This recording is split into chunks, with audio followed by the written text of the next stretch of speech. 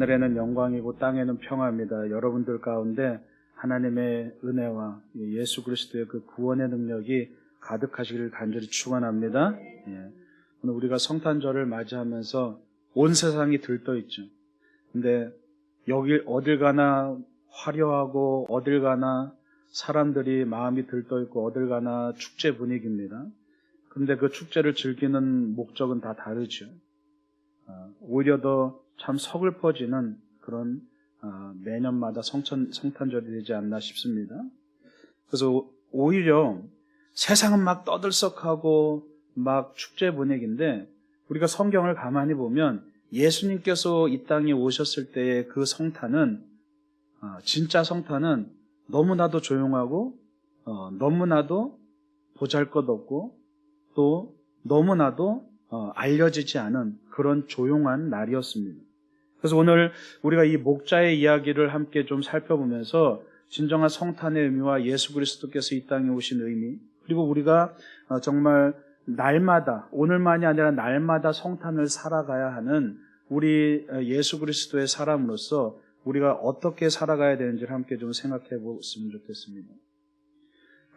오늘은 목자의 이야기인데 당시에 양을 치던 목자는 사실은 굉장히 천한 위치였습니다. 굉장히 낮은 위치였습니다. 그래서 그 양들의 주인도 있었지만 하루하루 품삯을 받고 그렇게 양들을 대신 지켜주던 그런 대부분의 목자들이 있었습니다. 일종의 이제 일용직 노동자였죠. 그래서 우리가 성경에 보면 사꾼이라는 말이 나오죠. 그 사꾼이라는 말이 바로 이 목자들을 가리킵니다. 그래서 목자들 중에 재산이 많아서 많은 양떼를 거느리는 목자들은 이제 사꾼들을 매일마다 사서 대신 양을 치게끔, 특히나 이렇게 밤 같은 때 밤을 새야 하는 그런 때는 자기가 힘들면 사꾼들에게 일을 시키는 그러한 이제 관습이 있었죠. 그래서 오늘 말씀에도 이 목자들이 양을 치면서 그냥 하루하루 생계를 위해서 이 양을 치고 있었습니다. 어떻게 보면 종교와는 거리가 멀었고 하루하루 생계를 유지하는데 모든 초점이 맞춰진 그런 사람들이었습니다. 그런데 그들에게 오늘 천사가 나타나고 하나님의 음성이 들리죠. 전혀 생뚱맞은 그런 상황이 오늘 벌어지는 겁니다. 전혀 예수와는 상관없는 사람들인 것 같고 전혀 종교와는 상관없는 사람들인 것 같고 전혀 예수님의 오심과 아무런 연관성이 없는 그들에게 천사가 나타나서 예수 그리스도의 오심을 알리죠. 사실 우리가 성경을 살펴보면 예수님께서 이 땅에 오실 때 그 소식을 아는 사람들은 별로 없었습니다. 그저 동방에 있는 별자리를 연구하던 천문학자였던 그 동방의 박사들 몇 명과 목자들과 그 이외에 예수님의 어머니 아버지 또는 사가랴와 엘리사벳 그 몇 명들밖에 없었죠. 도대체 왜 하나님께서는 예수 그리스도의 이 땅에 오심 그 놀라운 사건들, 온 세상이 개벽할, 온 세상이 완전히 뒤집어질, 그래서 기원전과 기원후로 나누어질 만한, 그래서 하나님 나라가 이 땅에 실제로 오시는 그 놀라운 사건을 준비하시면서 왜 하나님은 도대체 이 소식을 그 누구에게도 알리지 않으시면서 이 전혀 상관없는 목자들에게 알리셨을까? 오늘 그 말씀을 함께 나누면서 예수님께서 이 땅에 오신 그 이유들을 우리가 함께 좀 생각해 봤으면 좋겠습니다. 예수님의 탄생은 정말 모순덩어리였습니다. 왜 도대체 하필 목자들에게 나타나시고 왜 전혀 생뚱맞은 저 동방에 이방인들 별자리를 연구하며 별자리에다 대고 점을 치는 그 동방의 박사들 왜 그들에게 예수 그리스도의 오심을 알리셨을까? 그 이유가 도대체 뭔가? 오히려 정말 하나님을 열심히 믿고 하나님을 위해서 자신들의 목숨까지도 버리길 아까워하지 않았던 그 유대인들에게는 전혀 알리지 않으시고 왜 이렇게 생뚱맞은 사람들에게 이 성탄절에 그 주인공 자리를 내어주셨을까? 여러분, 하나님께서는 이 일들을 통해서 인생의 조연으로 살아가던 사람들을 하나님께서 인생의 주연으로 만들어주시는 그 놀라운 은혜들을 우리에게 보여주셨습니다. 그래서 세상에서 우리의 위치와 하나님 나라에서의 우리의 위치가 다르다는 것을 오늘 보여주시죠. 오늘 10절에 보면 온 백성에게 미칠 좋은 소식이라고 말합니다. 이것은 뭘 얘기합니까? 모든 사람이 아니라, 여러분 이 말씀을 잘 봐야 됩니다. 온 백성, 이것은 모든 사람이 아니라 모든 하나님의 백성을 말하는 겁니다. 여전히 주님을 외면하고 여전히 주님을 부인하는 그 사람들에게까지 좋은 소식이 아니라, 주님 앞에 나는 죄인입니다. 주님 앞에 나는 이 땅에서 아무것도 할 수 없고 나는 죄인이기에 오직 주님만 바라봅니다라고 고백하는 그 모든 하나님의 백성들에게 좋은 소식이라고 말하는 겁니다. 그리고 그 백성의 자격은 누굽니까? 유대인들만이 백성의 자격이 아니라 지금까지 성전을 만들고 그 성전에서 제사하고 그렇게 여호와 하나님을 따랐다고 자부하는 그 사람들만이 진짜 하나님 나라의 백성이 아니라, 이제 하나님 나라가 이 땅에 임하는데 이때부터는 누가 하나님의 백성이냐 하면 내 신분과 내 처지와 내 모습에 상관없이, 아무것 상관없이 오직 예수 그리스도를 나의 구주로 그렇게 고백하는 그 사람만이 이 하나님 나라에 들어갈 자격이 있고 그 하나님 나라의 백성이라는 것을 여러분 기억하시기 바랍니다. 그 사람들에게만 이 좋은 소식이라는 얘기입니다. 내가 여전히 성탄절임에도 불구하고, 내가 여전히 크리스마스임에도 불구하고 메리 크리스마스 얼마든지 인사를 보내지만 여전히 오늘 이 하루 예수 그리스도와는 아무 상관없이 세상에서 유흥을 즐기고 향락을 즐기면서 예수 그리스도와는 아무 상관없이 이 하루를 축제를 즐기는 그들에게 좋은 소식이 아니라, 내가 예수 그리스도 아니면 도저히 살 수 없습니다. 예수 그리스도 아니면 내 삶에 아무런 희망이 없습니다라고 그렇게 주님 앞에 완전히 납작 엎드리는 그들에게 진정한 복음이고 진정한 기쁜 소식이라는 것을 여러분 기억하시기 바랍니다. 바로 그들에게 하나님이 기뻐하신 사람들 중에 평화로다라고 14절에 말하고 있죠. 누구에게 평화라는 겁니까? 모든 사람들, 하나님을 외면하는 사람들, 하나님을 전혀 모르고 사는 사람들, 그들에게도 평화가 아니라 하나님이 기뻐하신 사람들 중에 평화라고 말씀하고 있습니다.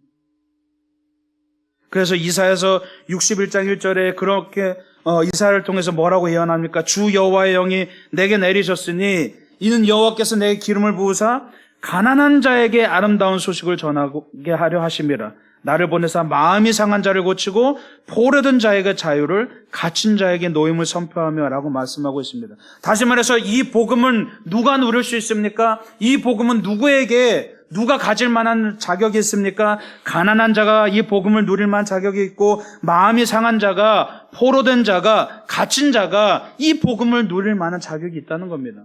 세상에서 나 잘났다고 떠드는 사람들, 세상에서 나 높은 곳에 올랐다고 떠드는 사람들, 세상에서 예수 없이도 얼마든지 기쁘게 살겠다고 그렇게 예수 없는 크리스마스를 즐기는 그 사람들에게 평화가 아니라, 바로 예수 없이는 난 아무것도 할 수 없습니다. 나는 가난하고 비천한 자이고 마음이 상한 자이고 포로된 자라고 그렇게 고백하는 그들에게, 마음 가난한 사람에게 복이 있다는 것을 오늘 말씀하고 있는 것이죠. 그래서 산상수훈에서는 마음이 가난한 사람에게 천국이 저희 것이다 라고 그렇게 말씀합니다. 여러분, 마음 가난한 사람은 누굽니까? 겸손한 마음으로 하나님의 음성에 날마다 순종하는 사람입니다. 하나님 없이는 나는 아무런 희망도 없어서 그냥 하나님만 붙들고 늘어지는 사람입니다. 성경을 많이 한다고, 기도를 많이 한다고, 신앙의 연수가 오래됐다고 그렇게 자랑하는 사람이 아니라, 내가 오늘 하루도 한순간도 예수 그리스도 없이는 내가 한순간도 숨을 쉬고 살 수 없다고, 그래서 예수 그리스도의 바짓가랑이라도 붙잡고 늘어지는 바로 그 사람이 진정한 하나님의 사람이라는 것을 여러분 기억하시기 바랍니다. 그들을 위해서 예수 그리스도께서 이 땅에 오셨다는 겁니다. 세상적으로는 보잘것없지만 하나님 나라에서는 존귀한 사람이 된 거죠. 여러분 생각해 보십시오. 이 목자들이 한낮 하루하루 품삯을 받는, 그냥 하루하루 생계만을 목적으로 살아가는 아무 보잘것없고 아무런 인생의 희망도 없던 사람들입니다. 그런데 그들이 천사의 목소리를 듣고 나서 그 목소리에 순종하고서 예수 그리스도 앞에 나아가서 경배했을 때 그들은 어떤 사람이 됐습니까? 그들은 그 일로 인하여서 선지자로 쓰임받았습니다. 예수 그리스도의 오심을 온 세상에 알리는 선지자로서 쓰임받았습니다. 여러분, 왜 그들을 부르셨습니까? 하나님의 사람이란 세상의 자격과는 다릅니다. 하나님의 은혜가 주어졌을 때 그 은혜를 겸손하게 받고 순종하는 사람을 하나님께서 쓰신다는 것을 여러분 믿으시길 바랍니다. 주님은 언제나 그런 자들을 부르셨습니다. 성경에 보면 언제나 그런 사람들을 부르셨습니다. 그래서 우리가 성경을 가만히 살펴보면 목자를 부르시고 동방박사를 부르신 이유가 하나도 이상하지 않습니다. 왜냐하면 그게 하늘의 원리이기 때문이죠. 세상이 요구하는 힘과 권세와 능력을 가진 자들은 오히려 예수를 부인했습니다. 헤롯은 예수의 탄생을 막으려고 아기들을 죽이기 시작했죠. 수많은 유대인들과 바리새인들은 어떻게 했습니까? 예수를 십자가에 못 박아서 죽였습니다. 하나님의 아들을 죽였습니다. 하나님을 믿는다고 하던 그 자들이 하나님의 아들을 십자가에 못 박아서 죽였습니다. 그들은 부르심을 거부했습니다. 왜 그렇습니까? 그들이 잃을 것이 많았기 때문이죠. 부자 청년은 주위에 많은 사람들로부터 칭송을 받고 신앙도 좋고 가진 것도 많고 공부도 많이 하고 하나도 약점이 없는 그런 금수저였습니다. 그런데 그 부자 청년은 결국 예수님을 떠나갔습니다. 왜요? 잃을 것이 많았기 때문이죠. 정작 잃을 것이 없는 사람들이 주님을 따랐습니다.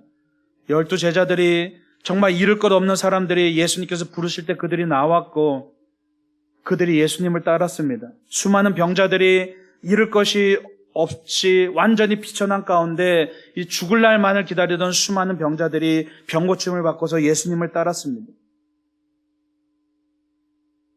그래서 주님께서도 나를 따르려면 잃을 것이 없는 자들이어야 한다고 말씀하고 있죠.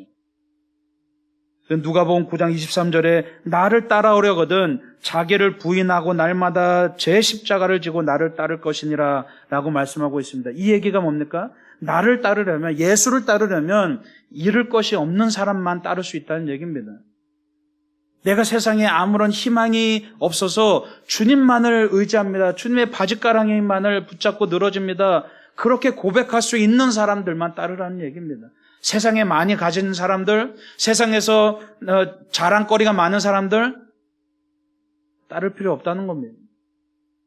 그거 다 내려놓지 않으면 내가 쌓아온 수많은 세상의 바벨탑들 내려놓지 않으면 절대로 예수를 따를 수 없다는 겁니다. 결국 사꾼이었던 이들이 갑자기 하나님의 말씀을 전하는 선지자의 직무를 수행하게 되죠.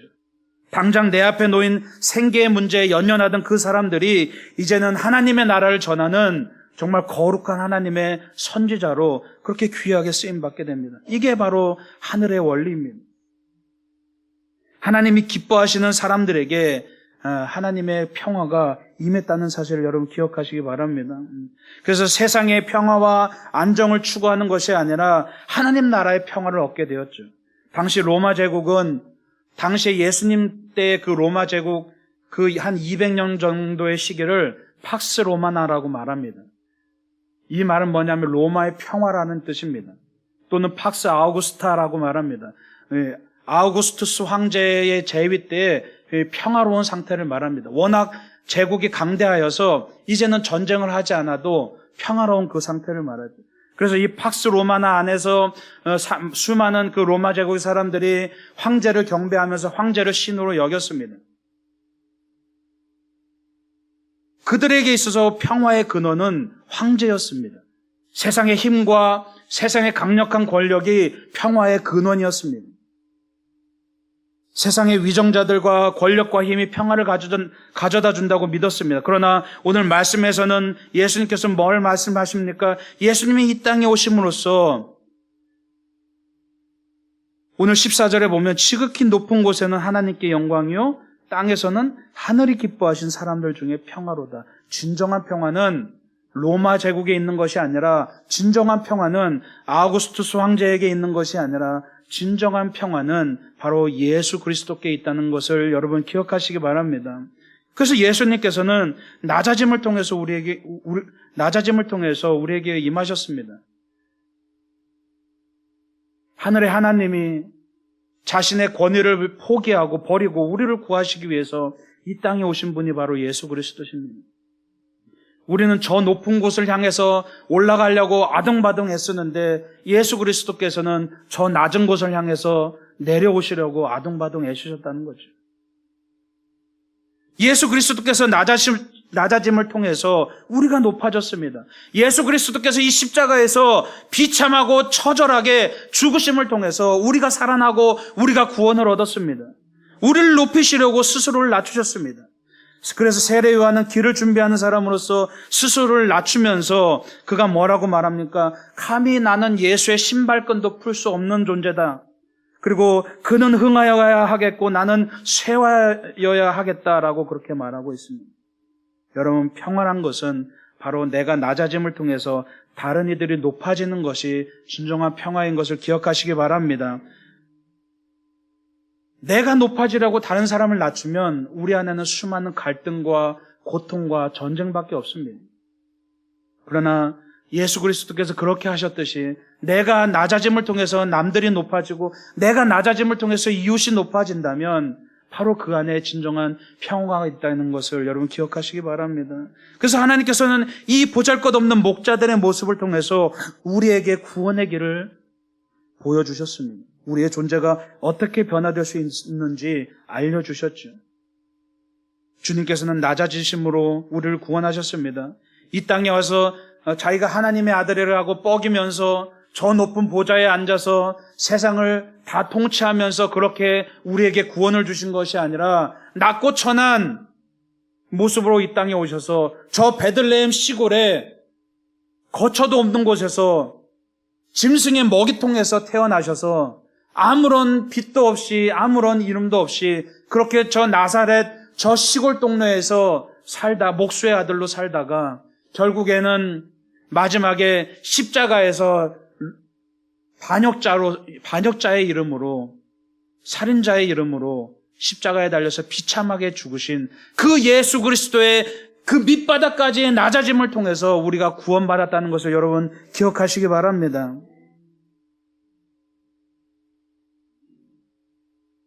그래서 우리도 마찬가지입니다. 주님이 낮아지셨을 때 우리가 구원받았듯이 우리도 역시 우리의 낮아짐을 통해서 주님의 그 구원의 역사에 동참하게 되는 겁니다. 나의 낮아짐이 이 땅에 평화를 가져오고 구원을 가져온다는 겁니다. 우리도 지금까지 사꾼과 같은 삶을 살았다면 하루하루 내 생계를 위해서 하루하루 내 삶을 위해서 거기에 초점을 맞추면서 그렇게 사건과 같이 살았던 인생인데 이제 예수 그리스도로 인하여서 내 삶이 선지자와 같은 삶을 살게 됐다는 겁니다. 내가 이제 선지자와 같은 삶을 살게 되면 내가 이 땅에 희망을 두는 것이 아니라 하나님의 나라에 소망을 두고 내가 이제 선지자로서 이 땅에 구원을 증거하면서 살아가야 된다는 겁니다. 오늘 마지막에 20절에 보면 목자들이 자기들에게 이르던 바와 같이 듣고 본 그 모든 것으로 인하여 하나님께 영광을 돌리고 찬송하며 돌아갔다고 말합니다. 종교와는 전혀 상관없던 이들이 하루하루 거기에만 초점을 맞추던 생계에만 초점을 맞추던 이들이 이 놀라운 일들을 경험하고 그제서 비로소 하나님께 영광을 돌리고 그들이 돌아갔습니다. 여러분 상상해 보십시오. 오늘 말씀은 이야기는 여기서 끝나지만 그들이 돌아갔을 때 무엇을 했겠습니까? 똑같이 그냥 하루하루 그냥 양들만 돌보면서 저 들판에서 혼자 살아갔겠습니까? 제가 가진 상식으로는 아마 이들이 나가서 예수 그리스도를 전하면서 살아갔을 것 같습니다. 계속해서 선지자로서 살아갔을 것 같습니다. 여러분, 말씀이 육신이 되셔서 우리 삶의 현실이 되었습니다. 예수님께서 오셨다는 뜻은 하나님께서 내 그냥 관념 속에 내 사상과 철학 속에 내 신앙의 차원에서만 그냥 내 관념에서만 존재하는 분이 아니라 말씀이 육신이 되셨다는 뜻은 바로 하늘의 하나님이 이 땅에 실제로 우리와 함께 하시고 그 말씀이 그 하나님의 놀라운 능력과 뜻이 실제로 내 삶의 현실이 되었다는 것을 여러분 믿으시기 바랍니다. 그래서 말씀이 말씀으로만 끝나지 않고 실제로 이루어졌기 때문에 우리는 하나님께 영광을 돌리는 겁니다. 여러분이 믿는 하나님이 그냥 관념 속으로만 존재하는 하나님이라면 내가 믿는 하나님이, 내가 믿는 이 기독교가 그냥 단순히 종교활동에 불과하고 실제로 내 삶에 아무런 영향도 미치지 않는다면 우리가 이걸 왜 하는 겁니까? 속된 말로 이 짓거리를 왜 하는 겁니까? 예수 그리스도가 내 삶에 아무런 영향력도 미치지 못한다면 왜 여기 모여서 이 시간 낭비를 하고 있는 겁니까? 우리가 여기 모여 있는 이유는 바로 예수 그리스도께서 내 관념 속에만, 내 사상과 철학 속에만 있는 것이 아니라 실제로 내 삶에 역사하시기 때문에 우리가 여기 있다는 사실을 여러분 기억하시기 바랍니다. 그게 바로 말씀이 육신이 되셨다는 뜻입니다. 예수님께서 왜 저 낮은 곳으로 향하셨는지 깨달으면 우리가 참으로 하나님께 영광을 돌리는 길이 무엇인지, 또 우리가 어떤 길을 준비하고 가야 하는지 우리가 깨달을 수 있는 거죠. 여러분, 낮은 곳에 영광이 있고 낮은 곳에 평화가 있습니다. 내가 낮아지면 하나님께서 영광 받으시고 내가 낮아지면 세상에 평화가 임하는 줄 믿으시기 바랍니다. 그래서 우리가 오늘 이 말씀을 생각해 보면서 우리 또한 목자와 같은, 우리 또한 사꾼과 같은 삶이었지만 이제 예수 그리스도를 통하여서 우리의 삶이 사꾼과 같은 삶이 아니라 하늘을 바라보는 정말 존귀한 자로서 살아가는 그런 여러분 되시길 간절히 축원합니다. 기도하겠습니다.